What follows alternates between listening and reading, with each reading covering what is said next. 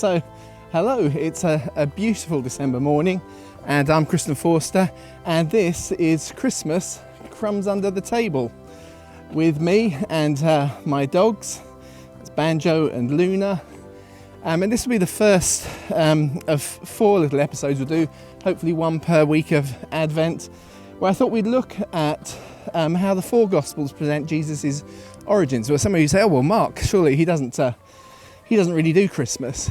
But actually Mark gives us a good excuse to look at John the Baptist's role in the overall Christmas story. So Matthew's Gospel is of course the first Gospel that appears in our Bibles.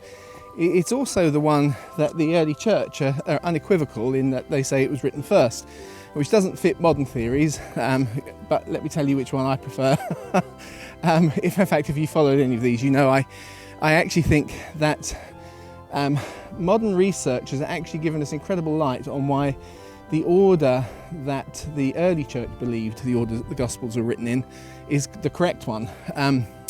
And there were arguments against that from kind of 150 or so years ago, and maybe even later into this century, which have all kind of fallen apart. Now they've fallen apart, it makes sense to go back to what those who are closest to the events actually thought.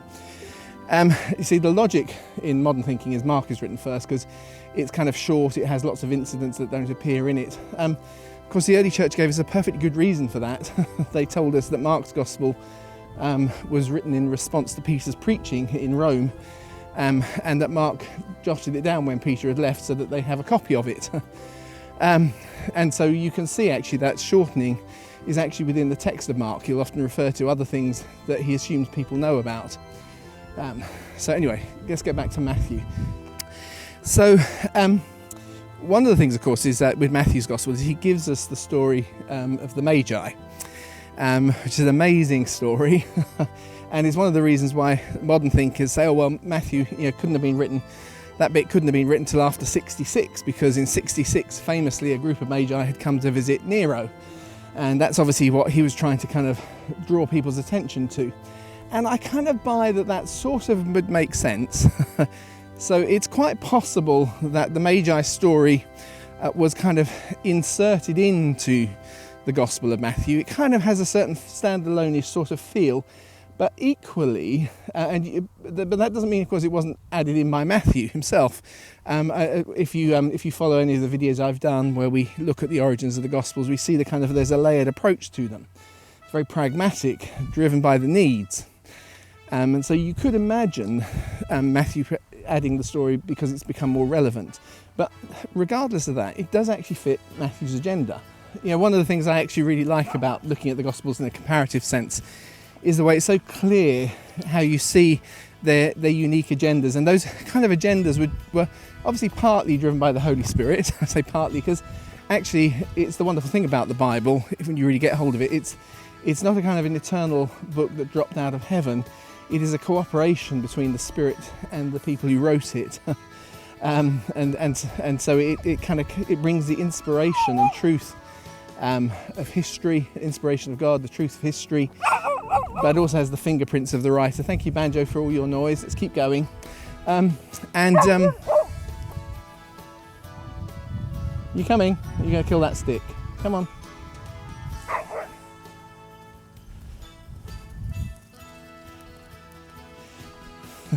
Anyway, what were we just saying? Oh yeah, that's right.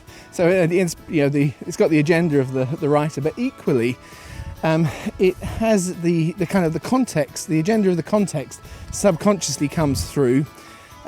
So there's a kind of the theological emphases that each individual writer brings. So Matthew's Gospel has the feel of a tax, a civil servant approach to the story of Jesus. John's Gospel has the context of a Levitical or priestly perspective on the story of Jesus. Mark's is very much the pragmatic workman, and Luke has the physicians, interested very much in the human story. So anyway, that's a kind of a by the by. But anyway, coming back to Matthew. So Matthew's big agenda, writing, I think, almost from compiling anyway, starting to write his gospel almost from the day of Pentecost onwards. I think Jesus actually kind of set him up and appointed him. I do that if you look at some of the stuff I've got on the origins of the gospel, some of the conversations, the bits where Matthew actually does appear in the gospels, is actually only to do with his call, and the words that Jesus used to him, you find there's a resonance with him, with a role as a scribe. So I think he actually had a kind of a particular role within Jesus' ministry in those ways. So he's been developing the stories from the 40s onwards. And in that kind of context, he is writing for a predominantly Jewish church based in Jerusalem at this point. And so he actually wants to present Jesus as the promised Messiah. So he wants to present his kingly line. And so that comes through in the sense of he takes Joseph's genealogy, which is a kingly genealogy. Joseph doesn't have to be the actual physical progenitor. It's only by adoption that those things kind of move on. So it's kind of in that vein that Matthew starts his gospel with a kingly genealogical record. So in fact you can actually translate the first kind of sentence, it's slightly interpreted but not massively so, as this is the official genealogical document of Jesus Christ. This is the Genesis or genealogy of Jesus Christ. Or the book, in fact, says the book, but it could be documents. So it could actually be that Matthew has gone down to the temple or to a significant synagogue in Galilee to pick up those records. And then he reports it, and being a tax collector, he notices something unusual, which is you can kind of sort of arrange the different sections of Israel's history into 14s.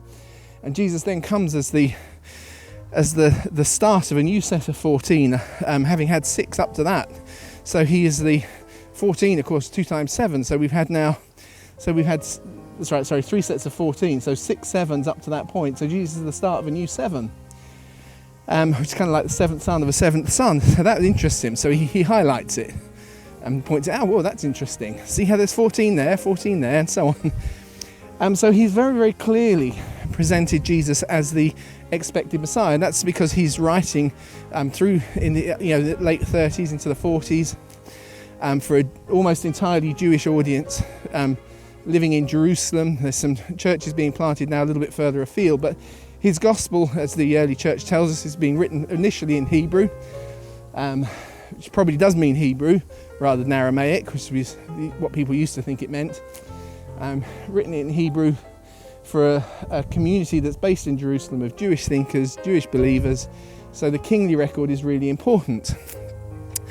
And then into that context, he then introduces the virginity of Mary, which of course matches what Isaiah said, and very clearly in the Septuagint, which is the dominant source that is used right the way through the New Testament.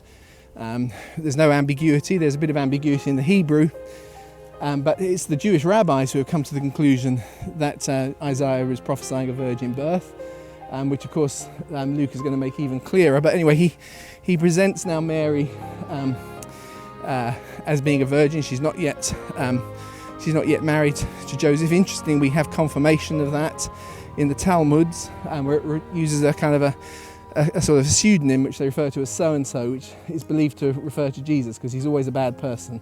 That's so-and-so.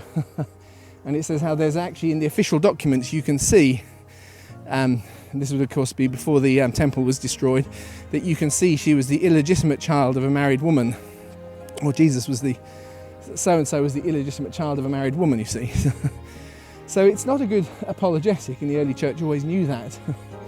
But particularly as time goes on, maybe initially where Matthew's kind of capturing that truth, he's kind of aware of it, it's become part of the discussion. It's not explicit in his gospel, but it becomes much more clear by the time you get to Luke and then to John, because actually it makes incredible sense, the virgin birth as an act of creation by God to bring about and incarnate his word.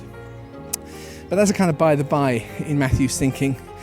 And then it's then that he suddenly kind of takes a step back and says after or when Jesus was born. That when could mean at the time, but as we try and fit the Gospels together, we realise he clearly means after. So after Jesus has been born in Bethlehem, Magi came, and he tells this story, and people say, well, that wouldn't make sense to the Jews. They're not interested in astrologers. They're told not to have anything to do with them. But I think Matthew would have seen it as being of interest. for several reasons. One, Daniel is a Magi. It's called the Magi. He's the chief Magi. And yes, they don't fully understand, which is why Herod doesn't kind of fully get it. It's why he hasn't understood what's going on. It's not part of Jewish culture, astrology. But Matthew actually uses 3 astrological words. So we've interpreted it as a magical star that kind of moves in front of them, stops, kind of points at things. But all of the words that are used in the gospel are actually standard astrological words, and they mean much more mundane things to do with horoscopes. At its rising is the way we translate the word east. The word east is often the same as the word for rising, because the sun rises in the east, stars rise in the east. So the location of places where people rise are in the east. So Easter is a reflection in English from the old Germanic of the Sunday that we celebrate the rising of Jesus Christ. It's got nothing to do with oyster, as lots of people erroneously believe. It's got all to do with Jesus' rising in the east. So east, and going before, which the modern term would be to go retrograde, where a star seems to move in the opposite direction across the sky, and standing over is at the point that after it's been retrograde for a bit, it's stationary for a while. So all of those words are standard astrological words, and so these Magi are prompted to come. Now, in our kind of Christmas narratives, we sing, "We three kings." They're not kings, they're Magi. So where did the kings come from? Well, funny enough, it's probably part of the theological milieu. I mean, here is Jesus being presented as a king. By the time Matthew writes his gospel, he's kind of explicit. This is the gospel of Jesus Christ according to Isaiah, although that doesn't appear in some translations, but that's what it says in the oldest copies of the text. And there is a presenting of Jesus by all of the gospels, particularly the synoptic gospels, in the framework of Isaiah and his suffering servant. And Isaiah's suffering servant, as we kind of go through those passages, you get to chapter 60 of Isaiah, and he prophesies about the glory coming, and he talks about kings coming and bringing gold and frankincense, you see. So as people reflected on this, they see these Magi as part of a kind of a broader prophecy that probably is part of Isaiah, which isn't explicitly about the birth, except it does actually use the phrase "by his rising." Often in English you'll see it as his dawn, so that someone's coming, and by his rising kings are going to come. And so there was a kind of connection in very early kind of Christian thinking that connected the Magi in some sense with regal kind of descent. And so I'm open to that. I don't make it as a kind of standard, but there's no reason why a Magi might not be a minor kind of member of a royal family somewhere, and actually their actions have probably put them in a very kind of auspicious place.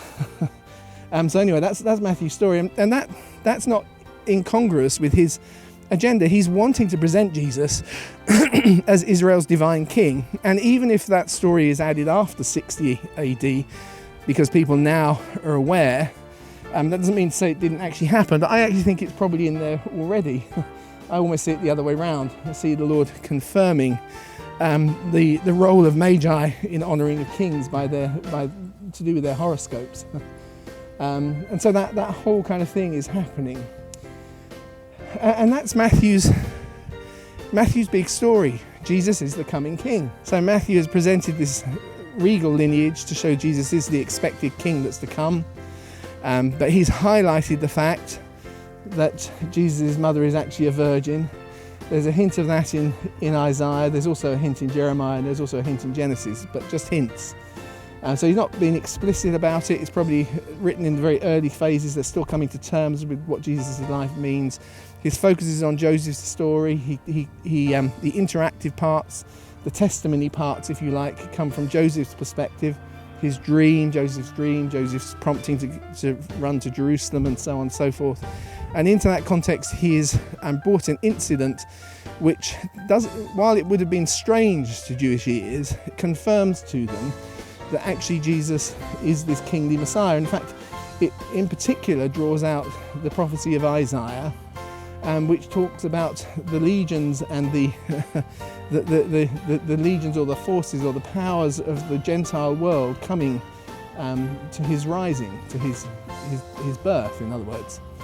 And probably in that is the mix then, therefore, is do they have some sort of kingly connection, because there are kings in that mix. Not the only ones in that mix, but in Isaiah 60, if you want to go and read it. But those it's the kings who bring frankincense and gold. So perhaps there's two kings and the one who brought myrrh was just a normal person. I don't know.